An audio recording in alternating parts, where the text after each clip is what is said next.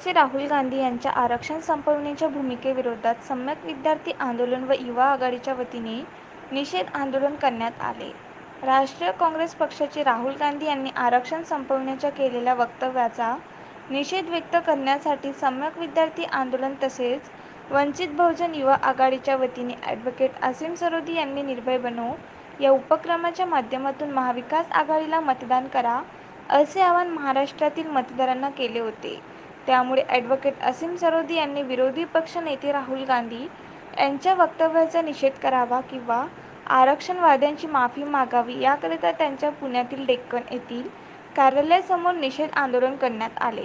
यावेळी वंचित बहुजन आघाडी, वंचित बहुजन महिला आघाडी, वंचित बहुजन युवा आघाडी, वंचित बहुजन माथाडी कामगार युनियन तसेच सम्यक विद्यार्थी आंदोलनाचे सर्व पदाधिकारी व कार्यकर्ते तसेच हितचिंतक मोठ्या संख्येने उपस्थित होते.